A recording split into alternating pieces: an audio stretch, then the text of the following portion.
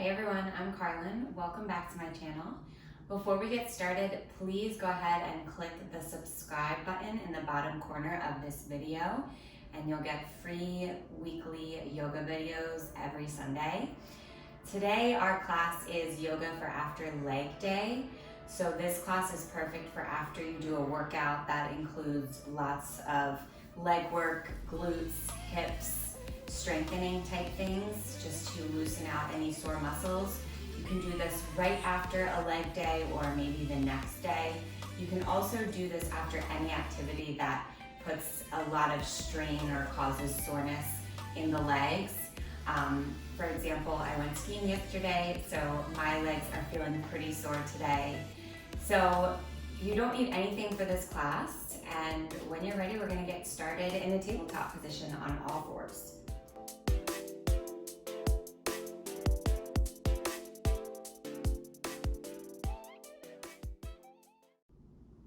So stack your wrists underneath your shoulders, your knees underneath your hips, and just start to move the body in a circular motion, feeling into the hips and the wrists. This class focuses on the legs, but we will be doing some weight-bearing postures. So we want to make sure our wrists are nice and loosened up. Take your circles in the opposite direction. And immediately here, start to connect with your breath.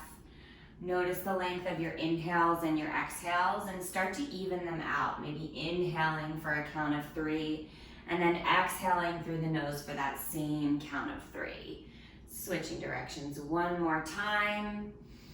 And eventually we'll all come to stillness, back at center. Step the left leg back almost as if you're coming into a plank, coming up on the tippy toes. And just take that left heel back, feel the calf stretching out here. I like to pulse it out. Then you might start to come forward and back. Again, continuing to stretch the wrist, but also start to feel into the left calf muscle. And once you come back to center, shoulders over wrists once again, you're going to lift the hips up to the sky, come off of the right knee, and lift the left leg up to the sky. So you're in a 3-legged dog. And in this 3-legged dog, see if you can reach that right heel down to the ground. Even if it doesn't touch, energetically press it in that direction. And now you'll start to feel your right calf opening up.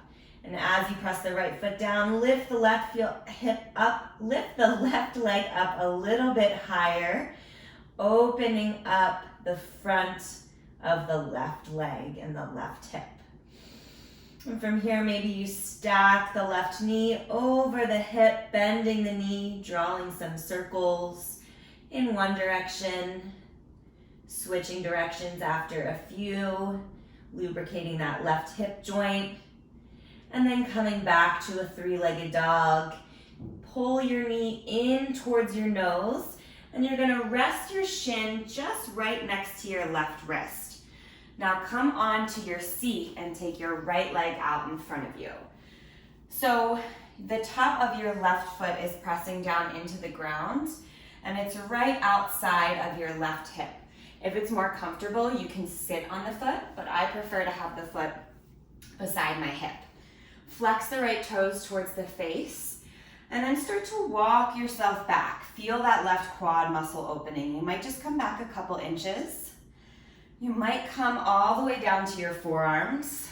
You'll feel this stretch start to intensify here. And if you are really feeling open and you want to take it to the next level, you can come all the way down to the back.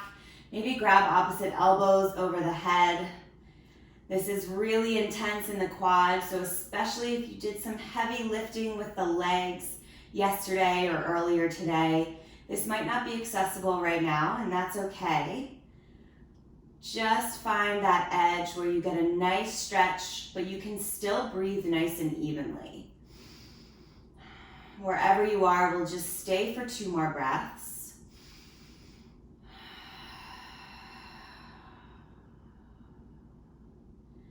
And if you took it all the way down, exit the same way you entered, just reverse steps. So we're gonna come back up onto the forearms, and then from here, we're gonna come onto the hands and slowly walk ourselves forward, finding a forward fold, getting into the right hamstring.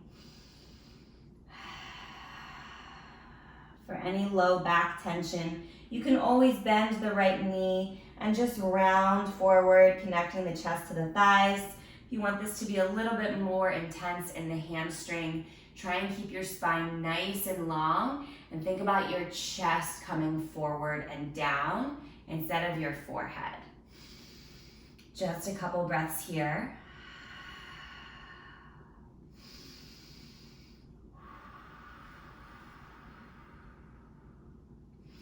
Beautiful, and then we'll come back to that tabletop position. So just finagle your way out of this, coming back to tabletop, and we'll take that all on the other side. So this time you'll press that right foot back, and again, start to pulse it out, pressing the right heel back, opening the right calf. Maybe you make these a little bit bigger, coming forward and back, stretching out the wrists again.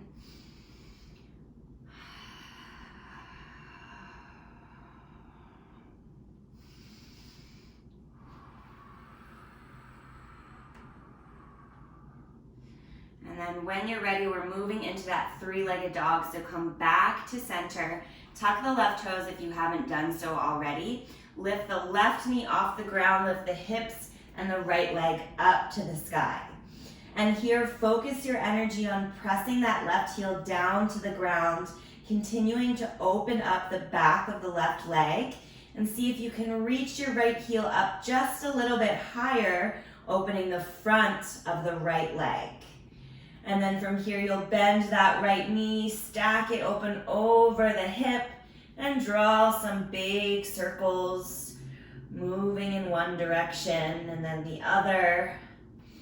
Eventually coming back to your three-legged dog, curling your knee in towards your nose, and then stepping that knee, the shin, right beside the right wrist, coming onto the seat and sending the left leg out in front of you. Again, the top of the right foot is pressing down into the mat.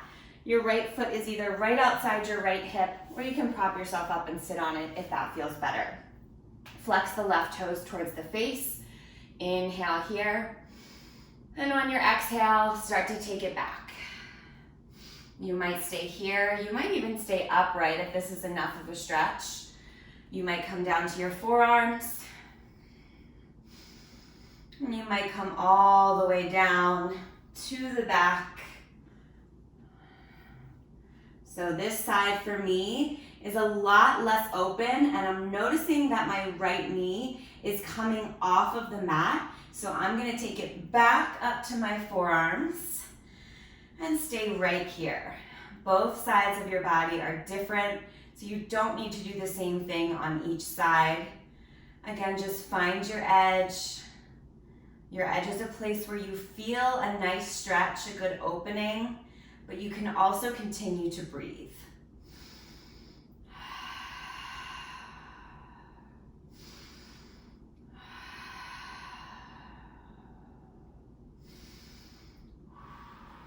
Just another breath here. And again, no matter where you are, you're gonna reverse your steps to come out of this. So I'm gonna come up to my hands first, and then start to walk my hands outside of my hips. And I'm gonna continue to walk them forward, finding a fold. So you can bend the left knee, you can drape the body over that left leg. Maybe you keep the spine a little bit longer, and focus your gaze forward past the left toes. Feel this opening in the back of the left leg. So just like my right quad was a lot tighter than my left quad, my left hamstring is actually a lot tighter than my right hamstring. So I'm not quite as deep as I was on the other side, but I'm just breathing here. With every exhale, letting those sore muscles open up just a little bit more.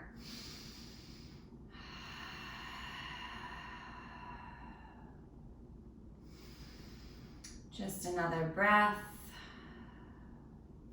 And this time, as you come out of this pose, we're gonna step it back to a downward facing dog. Let's take some cleansing breaths. On the inhale, come up onto the tippy toes. Lift the heels, stretch out the calves. Exhale, side out as you bring the heels down. 2 more times. Inhale, lift the heels. Let it go. 1 more time. Inhale, lift the heels. Let it go. Take an inhale, lift the right leg up to the sky. Exhale, step the right foot in between the hands. Drop the back knee. Hug that right shoulder, that right knee rather, into the right shoulder. And just stay upright here on the palms, feeling your right hip and your left hip flexor get a nice deep opening. Of course, if this isn't enough, you can come down to the forearms. But again, if you're like me and you really worked the hips, the legs recently, your range of motion might not be quite as much as it usually is, and that's okay. Be where you are, breathe where you are.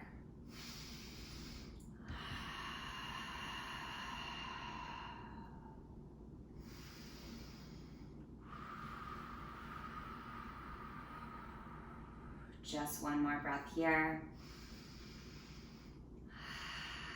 And then we'll take this into pigeon pose. Start to wiggle that right foot over to the left wrist, finding your shin resting down on the mat. Your shin does not have to be parallel to the top of the mat. It might help you to take the heel a little bit closer to the center of the body. I like to tuck my toes, lift my knee, and then press my heel back, bring my left leg back down to the ground, untucking the left toes. Make sure your hips are nice and square, and when you're ready, you'll just come down into a forward fold over your bent right leg. If this is a little much for you, you do have options. So if you want, you can ease this a little bit by bending that left knee, just creating a 90-degree angle and then taking your fold. That will make this a little bit more bearable.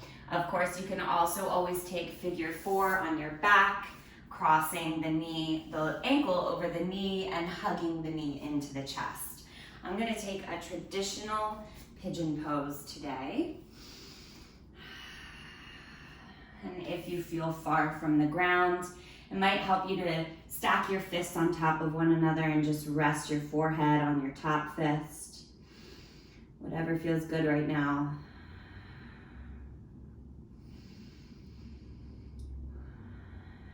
Just focus on taking nice big breaths here, staying in the moment.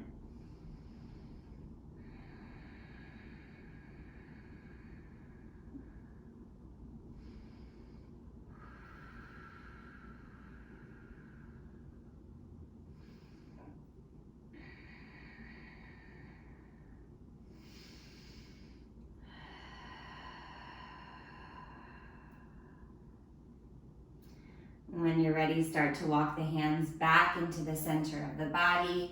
If you took this on your back, you'll want to come into a seated position. I'm going to come onto my right hip and take my left leg to the top left corner of the mat, finding Janu Shirshasana, another forward fold, squaring my hips over my left leg. My right foot is pressing into my inner left thigh. Take a deep breath in, reach up. And on your exhale, fold forward. Again, you decide what this feels like. You can bend the knee, find a little bit of a gentleness in the low back.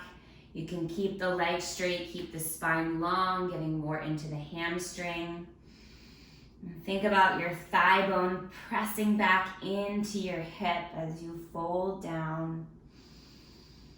Just 2 breaths here.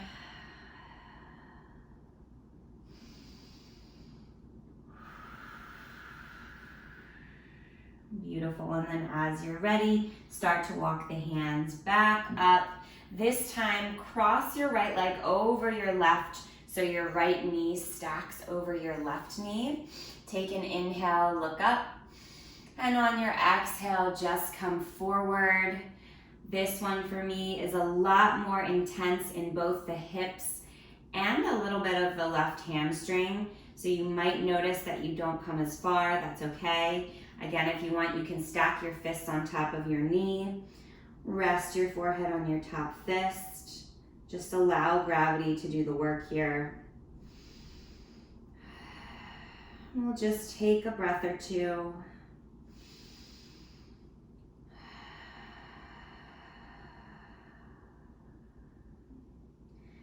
And when you're ready, just gently come out of this and we'll just step right back to our downward facing dog. And then we'll take that right to the other side. So inhale, lift the left leg up to the sky.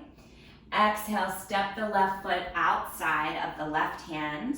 Drop the back knee. You can stay up on your palms here, hugging that left knee into the left shoulder, opening the left hip and the right hip flexor. If you need more, always feel free to come down to your forearms. I'm pretty good right here today. I'm just gonna stay and breathe.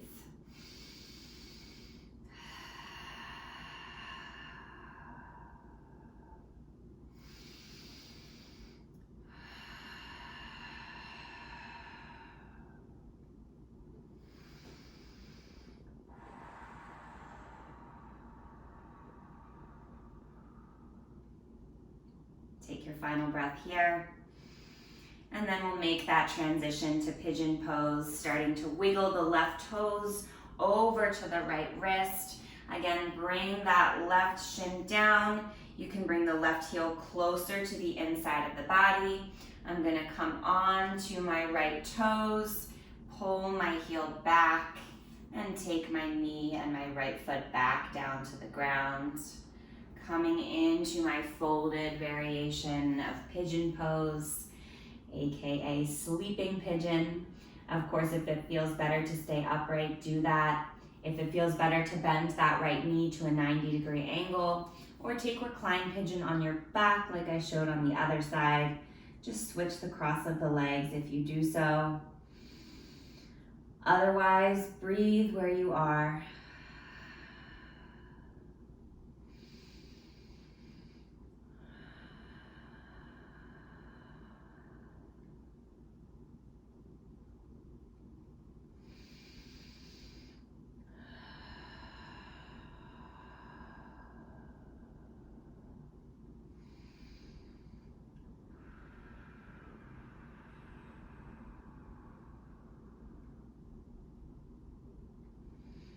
Last 2 breaths here on this side.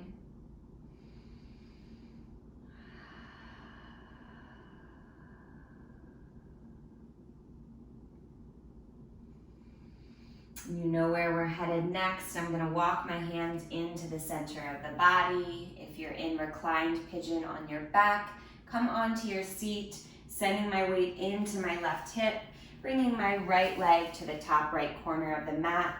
My left foot presses into my inner right thigh, and I'm squaring my hips over my right leg. Inhale to reach up, and exhale to fold forward. Bending the knee to make this more comfortable, keeping the spine nice and long to make this a little bit more of an opening in the right hamstring. Just 2 breaths here.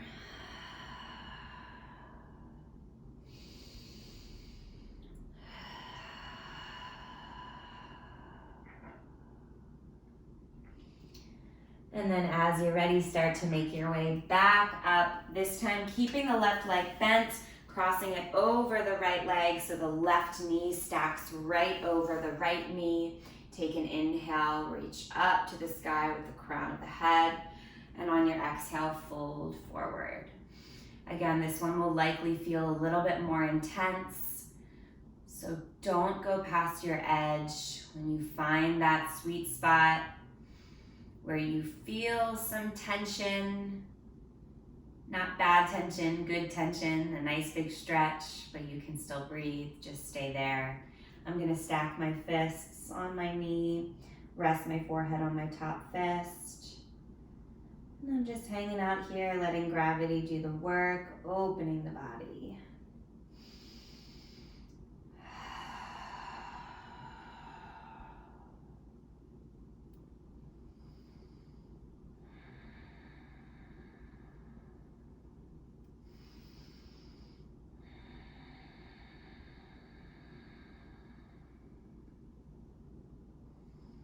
Just one more breath here.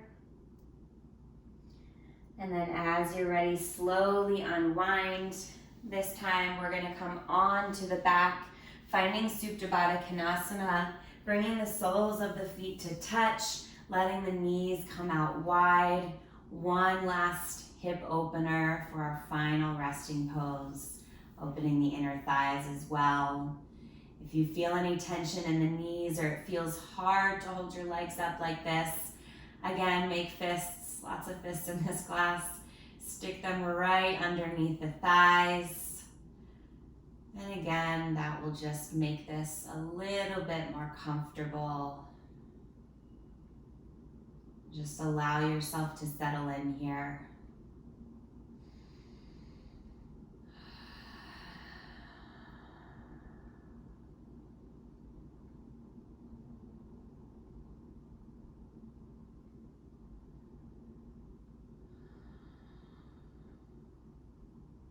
Let your breath just return to natural. Don't focus so much on what it looks like, feels like, sounds like. Just let it be as it is.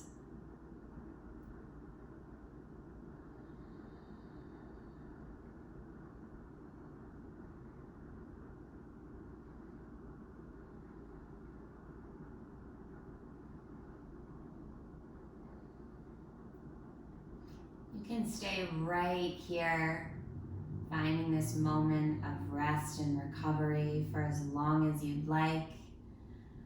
I hope your legs are feeling nice and open. I hope some of that soreness from all your hard work and whatever you did has been relieved to some extent. And I hope you'll come back and practice with me again soon. Namaste.